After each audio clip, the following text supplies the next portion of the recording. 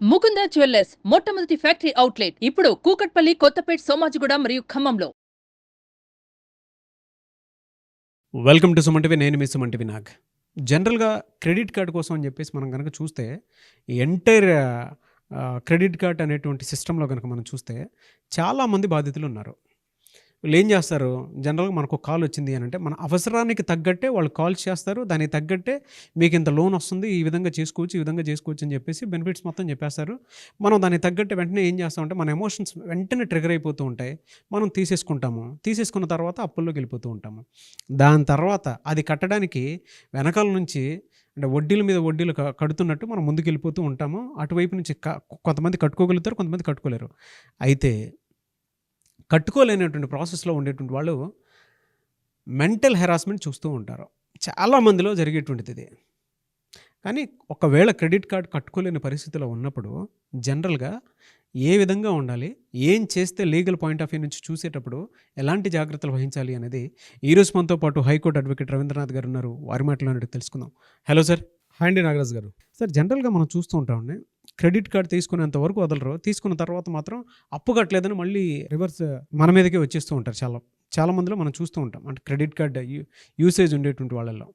అంటే నేను అనేది క్రెడిట్ కార్డ్ తీసుకొని బాగా ఉపయోగించుకున్న వాళ్ళ గురించి మనం పెద్దగా మాట్లాడాల్సినటువంటి అవసరం లేదు. కొన్నిసార్లు ఏంటంటే తెలియక తీసుకొని తర్వాత అప్పుల్లోకి వెళ్ళిపోయి చిక్కుల్లో పడిపోయినటువంటి వాళ్ళు జీవితాన్ని నాశనం చేసేసుకొని సూసైడ్ చేసుకున్నటువంటి జీవితాలు చాలా ఉన్నాయి. ఎలా అంటే దాని ఏ విధంగా లీగల్ ప్రొసీడింగ్స్ ఏ విధంగా ఉండాలి దానికి? నాగరాజు గారు, క్రెడిట్ కార్డు అంటే ఒక రుణ సదుపాయం, ఒక కార్డు ద్వారా రుణ సదుపాయం. బ్యాంక్స్ మనకు అందిస్తున్నటువంటి ఒక రుణ సదుపాయం, అదే క్రెడిట్ కార్డు. తెలిసి తీసుకున్నా తెలియక తీసుకున్నా క్రెడిట్ కార్డు. ఇందులో భాగంగా తెలిసి తీసుకొని దాని యొక్క వాళ్ళకు ఒక పరిమితి ఇస్తారు. వాళ్ళు ఎంత శాలరీ ఉంటుందో ఆ శాలరీ తగ్గట్టుగా వాళ్ళకి ఒక పరిమితి నుంచి ఒక 50,000 నుంచి స్టార్ట్ అవుతుంది. బహుశా తెలిసి 10,000 నుంచి కూడా స్టార్ట్ అవుతుంది క్రెడిట్ కార్డు. ఈ రుణ పరిమితి ఇక్కడ నుంచి 10 లక్షలు, 20 లక్షలు, 50 లక్షల దాకా రుణ పరిమితి ఉంటుంది. కొంతమంది పేమెంట్స్ చేస్తూ ఉంటారు కొన్ని అనివార్య కారణాల వలన. అంటే జాబ్ లేకపోవడం వల్ల కానీ సడన్గా ఆలస్యంగా జాబ్ పోతుంది, క్రెడిట్ కార్డు ఉంటుంది, ఇన్ టైంలో వాడేస్తారు.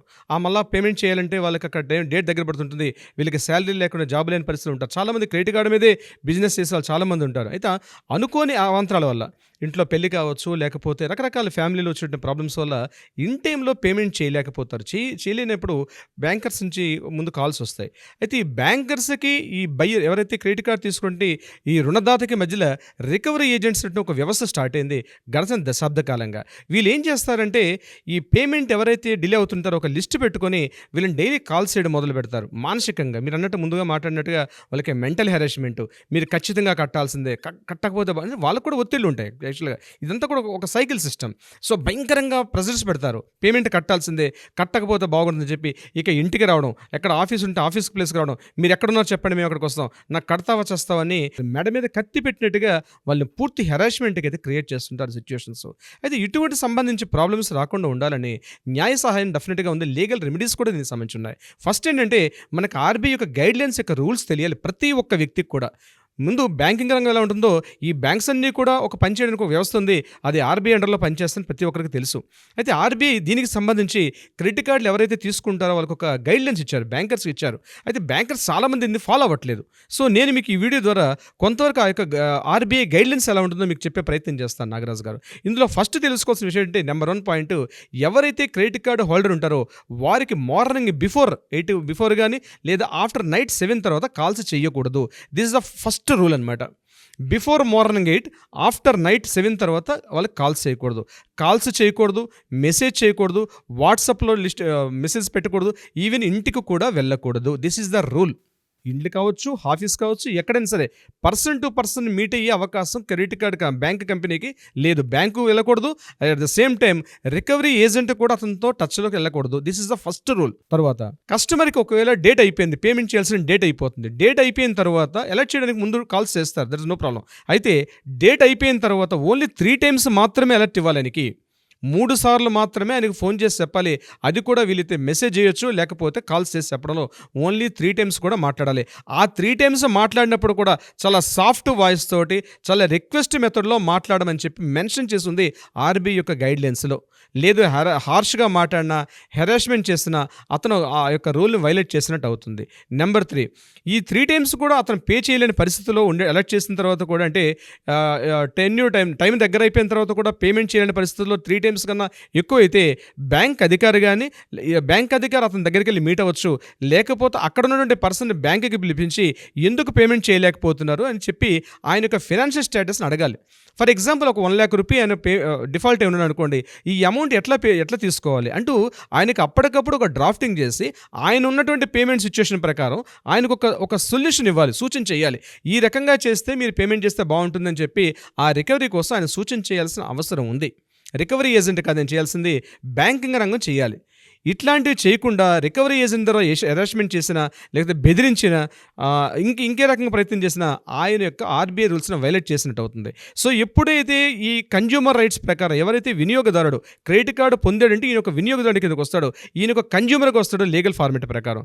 ఎప్పుడైతే బ్యాంకింగ్ రంగం లేదా రికవరీ ఏజెంట్ వాడు వైలేట్ చేస్తాడో ఇమ్మీడియట్గా వీడు ఒక కన్జ్యూమర్గా, యాజ్ ఎ కన్జ్యూమర్గా నీకు కొన్ని రైట్స్ ఉన్నాయి. ఆ రూల్స్ రైట్స్ ప్రకారం ఏంటంటే ఎప్పుడైతే వీడికి మానసికంగా థ్రెట్ కాల్సి, ముఖ్యంగా రికవరీ ఏజెంట్స్ ఈ మధ్యకాలంలో బాగా చూస్తున్నాం, బాగా ఓవర్గా వాళ్ళ మీద హెరాస్మెంట్ చేయడం ఇట్లాంటి సందర్భాలు చాలా చూస్తున్నాం. కాబట్టి ఇమీడియట్గా ఏం చేయాలంటే ఈ రికవరీ ఏజెంట్ థ్రెటింగ్ కాల్స్ కానీ మెంటల్ హెరాస్మెంట్ కాల్స్ వస్తే ఇమీడియట్గా ఆయన ఒక కంప్లైంట్ సెల్ అవుట్ ఉంటుంది. ప్రతి బ్యాంకుకి ఒక కంప్లైంట్ సెల్ ఉంటుంది. బ్యాంక్ గ్రీవెన్స్ రెడ్రసల్ మెకానిజం అని ప్రతి బ్యాంక్ ఒకటి మెయింటైన్ చేస్తూ ఉంటుంది. అది మీకు బహుశా యూజ్ చేస్తే తెలుస్తుంది. మీరు అక్కడ ఒక రిటర్న్ కంప్లైంట్ చేయొచ్చు, లేదా ఈమెయిల్ ద్వారా చేయొచ్చు. ఒకవేళ మీకు రిటర్న్ కాల్స్ కానీ మెసేజ్లు కానీ వస్తాయి, ఇవన్నీ మీరు అటాచ్ చేస్తూ, ఇవన్నీ ఫైల్కి అటాచ్ చేస్తూ ఒక ఈమెయిల్ పంపించడం కానీ ఇట్లాంటివి మీరు ఫస్ట్ కంప్లైంట్ చేయాలి. మీరు కంప్లైంట్ చేసిన వితిన్ 30 daysలో మీకు అక్కడ ఈ డిపార్ట్మెంట్ నుంచి మీకు డెఫినెట్గా రిప్లై వస్తుంది. ఒకవేళ మీరు రిప్లై రాలేదు మీకు ఇమ్మీడియట్గా మీరు బ్యాంక్ అంబుడ్స్మెన్ వ్యవస్థను ఒకటి ఉంటుంది. అంటే ఆల్ బ్యాంక్స్ అన్నింటి కూడా ఒక అంబుడ్స్మెన్ అని ఒక స్పెషల్ కోర్టు ఉంటుంది, ఒక జ్యుడిషియల్ కోర్టు ఉంది. బ్యాంక్ అంబుడ్స్మెన్ అని ఒక కోర్టు ఉంది. ఇది మనకి బషీరాబాద్లో ఉంది, మన హైదరాబాద్లో. సో బ్యాంక్ అంబుడ్స్మెన్కి మీరు ఇమ్మీడియట్గా కంప్లైంట్ చేయాలి. దీనికి సంబంధించి ఏది ఫస్ట్ మనం ఆల్రెడీ గ్రీవెన్స్కి ఇచ్చాం, అదే మనం బ్యాంక్ గ్రీవెన్స్ రెడ్రసల్ మెకానిజంకి ఇచ్చాం. సో వాళ్ళు తీసుకోకపోతే ఇమీడియట్గా ఆ 2 అటాచ్ చేస్తూ అంబుడ్స్మెన్కి ఇస్తాం. అంబుడ్స్మెన్ ఇమీడియట్గా దీనికి రెస్పాండ్ అవుతుంది. ఒకవేళ అంబుడ్స్మెన్ కూడా రిలే అవుతున్నప్పుడు కూడా, అంటే వాళ్ళు యాక్షన్ తీసుకున్నా తీసుకోకపోయినా సరే, మీరు ఇమీడియట్గా కన్జ్యూమర్ కోర్టుకి అటెండ్ అవ్వాల్సి వస్తుంది. As per consumer court section 2/1 ప్రకారం మీకు యూ హ్యావ్ ఎ రైట్. మీకు యాజ్ ఎ వినియోగదారుడిగా మీకు ప్రాబ్లం వస్తే ఇమీడియట్గా మీరు కంప్లైంట్ చేస్తారు. అయితే ఇక్కడ ఇంకో సెక్షన్ ప్రకారం మీకు రికవరీ ఏజెంట్స్ నుంచి బెదిరింపు కాల్స్ కానీ, దాడి ప్రయత్నం చేస్తాం, మానసికంగా శారీరకంగా మిమ్మల్ని టార్చర్ చేస్తే ఇమ్మీడియట్గా మీకు దగ్గరలో ఉన్న లోకల్ పిఎస్లో మీరు కంప్లైంట్ చేయొచ్చు. That is a harassment act అంటారు దాన్ని యాక్చువల్గా, సెక్షన్ 503. బెదిరింపు కాల్స్, నువ్వు కట్టవా, నువ్వు కట్టకపోతే నేను ఎంత చూస్తా, నీ ఇంటికి వస్తా, నీ ఆఫీస్కి వచ్చి నీ పరువు తీస్తా, మీ ఇంటి వాళ్ళ పరువు తీస్తా, ఇట్లాంటివి ఏమైనా వాడు మాట్లాడితే ఈ టోటల్ అన్నీ కూడా మీరు కాల్స్ రికార్డ్ చేయండి, మెసేజ్ రికార్డ్ చేయండి, వాయిస్ మెసేజ్ రికార్డ్ చేయండి. మీకు వచ్చిన టోటల్ అన్నీ కూడా రికార్డ్ చేసి మీరు దగ్గరలో ఉన్నటువంటి లోకల్ పిఎస్కి వెళ్ళి కంప్లైంట్ చేసే అధికారం కూడా మీకు ఉంటుంది. సెక్షన్ 503 ప్రకారం. సెక్షన్ 506 ఇంకొక సెక్షన్ చూపిస్తుంది. 50 సెక్షన్ ప్రకారం దీనికి ఏ సెక్షన్లు ఎట్లాంటి పరిస్థితులు వేయాలన్నది సెక్షన్ 506 చెప్తుంది. ఇది ఐపీసీ సెక్షన్ ప్రకారం. నేను చెప్పేది కన్జ్యూమర్ కోర్టులోకి వస్తే డెఫినెట్గా మీకు ఒక అడ్వకేట్ సలహా తీసుకొని, అడ్వకేట్ సలహా ప్రకారం మీరు డెఫినెట్గా కన్జ్యూమర్ కోర్టులో ఫైల్ చేయొచ్చు. డెఫినెట్గా నేను చెప్పే సిస్టమ్స్ ప్రకారం మీరు ఉండగలిగితే మీకు కోర్టు ద్వారా న్యాయ సహాయం అందే అవకాశం ఉంది. అంతేగాని మీరు తొందరపాటు చర్యగా మెంటల్ డిప్రెషన్లోకి వెళ్ళిపోయి, మానసికంగా అశాంతిగా లోనైపోయి మీరు సూసైడ్ చేసుకోవడం, రకరకాలటువంటివి కాకుండా దీనికి ప్రతిదానికి న్యాయ సలహా సంప్రదింపులు ఉన్నాయి. మీరు ఈ సిస్టమ్ రాగలిగితే డెఫినెట్గా మీకు న్యాయ సలహా అందే అవకాశం ఉంటుంది. అయితే మనకి ఇప్పటివరకు కన్జ్యూమర్ కోర్టులో వచ్చి నాకు తెలిసిన కొన్ని సైటేషన్స్ నేను మీతో షేర్ చేసుకున్న ప్రయత్నం చేస్తాను. దీనికి సంబంధించి Mahesh versus SBI credit card, ఇది 2020 Jan 15th జరిగింది. ఇది ఆర్బీఐ గైడ్లైన్స్ ప్రకారం ఇచ్చిన గైడ్లైన్స్ ప్రకారం లేకపోవడం వల్ల ఈ మహేష్ అనే వ్యక్తి చాలా మెంటల్ టార్చర్ అనిపించిన తర్వాత ఇతను ఫైనల్గా ఒక అడ్వకేట్ త్రూగా అతను కన్జ్యూమర్ కోర్టులో ఫైల్ చేశాడు. కన్జ్యూమర్ కోర్టులో చాలా ఒక 2 months ట్రయల్స్ అయిన తర్వాత ఇతను చేసిన ఎవిడెన్స్ అని కరెక్ట్గా ఉన్నాయని చెప్పి మహేష్ గారికి 50,000 రూపాయల కాంపెన్సేషన్ నష్టపరిహారాన్ని కోర్టు సూచిస్తూ ఎస్బీఐ క్రెడిట్ కార్డు గట్టిగా చీవాట్లు పెట్టి ఇమీడియట్గా ఆయన ఏదైతే రికవరీ చేయాల్సిన అమౌంట్కి దగ్గర ఉండి ఏదైతే రూల్స్ ప్రకారం చాలా రికవరీ అంటే సేఫెస్ట్ రికవరీ ప్రొసీజర్ అని ఇస్తూ బ్యాంక్ ఆయనకి న్యాయం చేయడం జరిగింది. జరిగింది in the Mahesh versus SBI card దానికి సంబంధించి. Number 2 Srilatha versus HDFC bank. ఇది 2022 జాన్ 10th జరిగింది. ఇది వరంగల్ కోర్టుకు సంబంధించి కన్జ్యూమర్ కోర్టులో ఈ తెలంగాణకు సంబంధించిన కేసు. దీంట్లో 2 రకాలుగా జరిగింది. ఐపీసీ సెక్షన్ 503 ఫైన్ చేశారు, అలాగే 506 కూడా ఇందులో వేయడం జరిగింది. దీనికి కారణం ఏంటంటే ఈమె పనిచేస్తున్న ఆఫీస్ దగ్గరికి రికవరీ ఏజెంట్లు వెళ్ళి ఆఫీసు స్టాఫ్ ఎదురుగుండా ఈమె అబ్యూజ్ లాంగ్వేజ్తో చాలా ఇన్సల్ట్గా మాట్లాడి, ఎందుకంటే 10 మంది దగ్గర మనం అప్పు తీసుకుంటాం, ఏదో మనం పర్సనల్గా అప్పు తీసుకుంటాం, కానీ 10 మంది ఎదురుగుండా నువ్వు చేయలేదు, నేను కడతావా కట్టవా అంటే చాలా మనం గిల్ట్ ఫీల్ అవుతాం, చెప్పుకోలేని బాధ అది. సో మానసికంగా అంత బెదిరింపు కాల్సి వచ్చాయని చెప్పి ఈమె ఆల్రెడీ కోర్టులో సెక్షన్ 503 ప్రకారం చేశారు. At the same time consumer కోర్టులో వేస్తే ఈమెకి 1 lakh రూపీ ₹1,00,000 పరిహారాన్ని బ్యాంక్ కట్టమని చెప్పి, ఎవరికి బ్యాంక్ శ్రీలత కట్టమని చెప్పి ఉల్టా నష్టపరిహారం విధిస్తుంది. ఎందుకంటే ఆమెకి అంత మానసిక క్షోభ విధించామనే కారణంతో వేశారు. అదేవిధంగా హెచ్డిఎఫ్సి బ్యాంక్ చివట్లు పెట్టారు. ఈమె రికవరీ అమౌంట్ ఎంతైతే ఉందో దానికి సంబంధించి కూడా కోర్టు సూచన పరంగా ఒక ఫార్ములా తయారు చేసి పేమెంట్ చేశారు. అదేవిధంగా మరొక కేసును కూడా మీకు సూచిస్తానండి. Ramesh versus ICICI bank. ఇది 2020లో నిజామాబాద్లో జరిగింది. ఇది కూడా సేమ్ కేసే. ఇతను నిజామాబాద్లో ఒక ఆఫీస్లో జాబ్ చేస్తుంటే రికవరీ ఏజెంట్ వెళ్ళి ఆయన మీద ఫిజికల్ హ్యాండ్లింగ్ చేశారు, కడతావా కట్టవని కొట్టే ప్రయత్నం చేస్తారు. ఇవన్నీ కూడా ఎవిడెన్స్లు పెట్టుకొని ఆయన దగ్గర కోర్టును కన్జ్యూమర్ కోర్టుకి ఈ ప్రొసీజర్లో వెళ్ళడం జరిగింది. ఆయనకి కోర్టు పెద్ద మొత్తంలోనే బకాయిలు, రికవరీ కూడా చాలా పెద్ద మొత్తంలో బకాయి ఉన్నాడు ఆయన. అయినప్పటికీ కూడా కోర్టు ఐసిఐసిఐ బ్యాంక్ చీవాట్లు పెట్టి ₹75,000 నష్టపరిహారాన్ని ఐసిఐసిఐ బ్యాంక్ మీద వేసి ఆ అమౌంట్ ఆ బ్యాంక్ ద్వారా ఈ మన రమేష్ గారికి హ్యాండ్ ఓవర్ చేసిన తర్వాత ఏదైతే బ్యాలెన్స్ అమౌంట్ ఉందో దానికి ఒక షెడ్యూల్ ప్రకారం ఏర్పాటు చేయడం కూడా జరిగింది. ఇన్ ద ఇయర్ ఆఫ్ 2020లో ఈ కేసు జరిగింది. ఇట్లా చాలా కేసెస్ ఉన్నాయి నాగరాజు గారు. ఒకటనే కాదు, మనం లిస్ట్ మాట్లాడుకుంటూ ఒక ఎపిసోడ్ చేయొచ్చు. అంటే చాలామంది క్రెడిట్ కార్డ్స్ తీసుకుంటారు, పేమెంట్ కట్టకపోతే వాళ్ళు ఇచ్చినటువంటి హెరాస్మెంట్ తట్టుకోలేక చాలా బాధలు పడుతుంటారు. సో న్యాయపరంగా లీగల్ పరంగా వాళ్ళకి లీగల్ రెమెడీస్ ఉన్నాయి. అటువంటి అఘాయిత్యాలు చేసుకోవడం అంటే చనిపోయే ప్రయత్నాలు చేసుకోవడం, హత్య, ఇంట్లో మానసికంగా ఒక డిప్రెషన్కి వెళ్ళిపోయే ప్రయత్నాలు లేకుండా చాలా లీగల్ రెమెడీస్ అయితే ఉన్నాయి నాగరాజు గారు. చాలా మంచి అంటే నిజం చెప్పాలి అంటే ఒక గుండె ధైర్యాన్ని ఇచ్చేటువంటి ఇన్ఫర్మేషన్ ఇచ్చారు మీరు. అది ఎప్పటికీ కొంతమంది సఫర్ అయ్యేటువంటి వాళ్ళు ఉన్నారు. వాళ్ళు మిమ్మల్ని ఆశ్రయించైనా సరే న్యాయం కోరాలి అనుకునేటువంటి వాళ్ళు చాలామంది ఉన్నారు.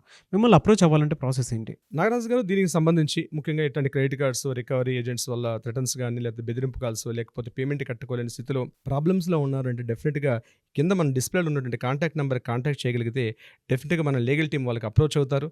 దానికి సంబంధించి మీరు అయితే బిఫోర్ దట్ వచ్చే ముందు దీనికి సంబంధించిన ఎవిడెన్సెస్ మీరు కలెక్ట్ చేసుకొస్తే మీకే చాలా ఈజీగా ఉంటుంది. సో వాళ్ళ ఆడియో క్లిప్స్ కానీ, వాయిస్ క్లిప్స్, టెక్స్ట్ మెసేజెస్ అన్నీ కూడా మీరు స్టోర్ చేసుకొని రాగలిగితే డెఫినెట్గా ఈజీ అవుతుంది. తొందరగా మీకు న్యాయపరంగా కూడా సహాయాన్ని అందించే ప్రయత్నం చేస్తాం మనం. Anyways thank you so much Ravindranath garu. Thank you so much Nagaraj garu. So చూసారు కదన్న వీడియో. ఈ వీడియోపై మీ అభిప్రాయాన్ని కమెంట్ బాక్స్లో పోస్ట్ చేయండి. మీరు కనుక క్రెడిట్ కార్డ్ వలన సఫర్ అవుతూ ఉంటే డెఫినెట్గా స్క్రీన్ మీద మీకు కాంటాక్ట్ నెంబర్ కనిపిస్తుంది రవీంద్రనాథ్ గారిది. దాన్ని మీరు కాల్ ఆర్ మెసేజ్ వాట్సాప్ చేసి అపాయింట్మెంట్ బుక్ చేసుకొని మీరు డెఫినెట్గా మాట్లాడవచ్చు. At the same time loan యాప్స్కి సంబంధించినటువంటి కంటిన్యూటీ కూడా, అంటే చాలామంది దానివల్ల కూడా సఫర్ అవుతూ ఉంటారు. నెక్స్ట్ వీడియో అది కూడా చేస్తాము. సో దానికి ఉండేటువంటి రైట్స్ ఏంటి, ఏ విధంగా ఉంటుంది అనేటువంటిది. సో మీకు ఎవరైనా సరే దీనికి సంబంధించి అప్పుల్లో పడిపోయి దాని ఊబిలో నుంచి బయటపడలేకపోతే స్క్రీన్ మీద కనిపిస్తున్న నెంబర్కి కాల్ ఆర్ మెసేజ్ వాట్సాప్ చేసి వెంటనే మీరు అపాయింట్మెంట్ బుక్ చేసుకోండి. ఈ వీడియో లైక్ చేయండి, షేర్ మాత్రం తప్పకుండా చేయండి. ఇలాంటి మరిన్ని వీడియోస్ కోసం మా ఛానల్ ఫాలో అవ్వండి. Thank you.